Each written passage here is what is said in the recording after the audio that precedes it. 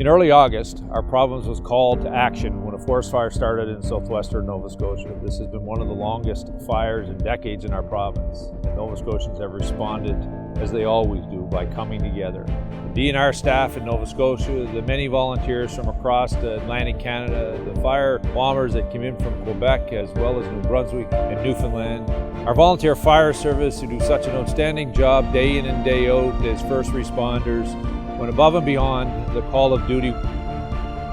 And on top of that, it was wonderful to see so many community members come together and surrounding and supporting them.